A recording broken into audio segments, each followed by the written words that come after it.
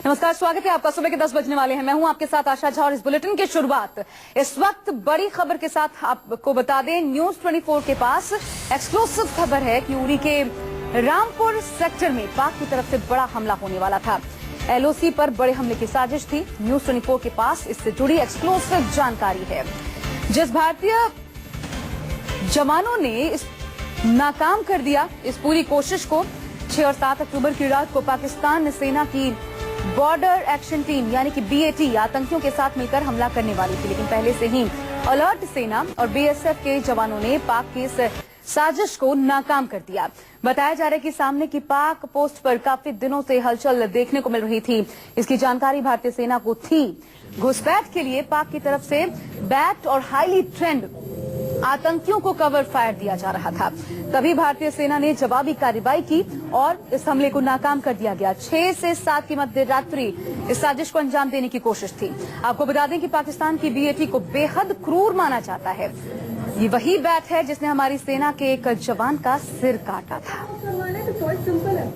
2 तस्वीरें आपके सामने, लेकिन एक बार फिर भारतीय सेना का दमखम सामने आया है, जिसने नापाक साजिश को कामयाब नहीं होने दिया और मुंहतोड़ जवाब दिया गया, जिसके चलते बैरंग वापस लौटने को मजबूर हो गए दुश्मन। 6 और 7 अक्टूबर की रात 3 पोस्ट पर, रामपुर के 3 पोस्ट पर हमला होने वाला था और एक्सक्लूसिव जानकारी न्यूज 24 पर हम आपको बता रहे हैं, जो सामने आई है इस पूरी साजिश से जुड़ी हुई।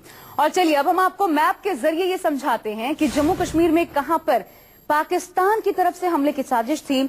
उरी के रामपुर सेक्टर में पाक सेना की बैट की हमले की साजिश थी।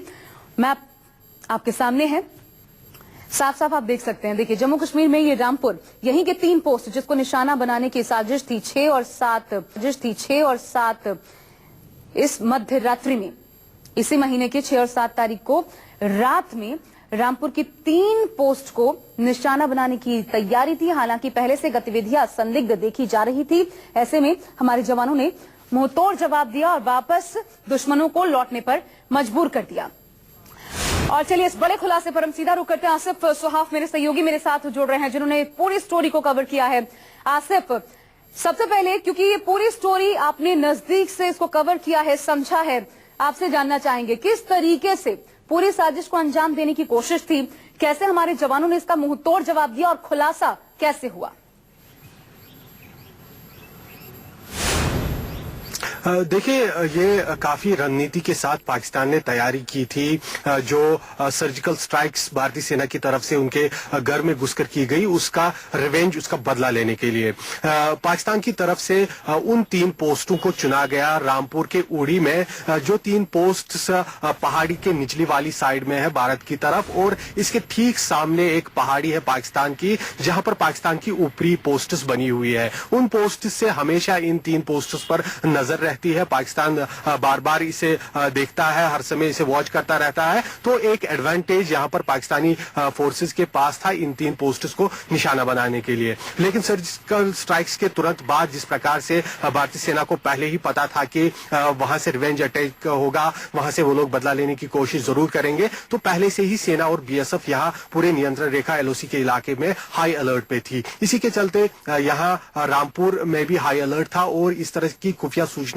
आ रही थी कि शायद इन पोस्ट्स को निशाना बनाया जा सकता है। 6 और 7 अक्टूबर की रात वही हुआ जिसका अंदेशा पहले ही था, जिसकी खुफिया सूचना लगातार मिल रही थी। 15 के करीब बैट के टीम, जिसमें पाकिस्तानी सोल्जर्स करीब 8 थे और 5 के करीब हाईली ट्रेंड मिलिटेंट्स थे, वो लोग आगे बढ़े और उन्होंने इन 3 पोस्ट्स की तरफ रुख किया। लेकिन जैसे ही उन्होंने एलओसी पार किया और भारत के इलाके में वो घुसने लगे, तो बीएसएफ और आर्मी ने मिलकर रिटाइलेट किया, फायरिंग की और इन सभी जवानों को, जो पाक फोर्सेस और मिलिटेंटों के बैक टीम थी, इन सबों को कंटेन कर दिया एलओसी के पास वाले इलाके में। फायरिंग का सिलसिला करीब रात भर चला, 6 और 7 अक्टूबर की रात, और मिलिटेंट जो है वो बैट की टीम के साथ मौजूद थे और वो लोग कोशिश कर रहे थे कि अब वो वापस अपने पाकिस्तानी पोस्ट्स पर जाए। लेकिन भारतीय सेना ने काफी फायरिंग की और सटीक निशाना साधा, जिसके चलते उन्हें मौका भी नहीं दिया गया कि वो वापस अपने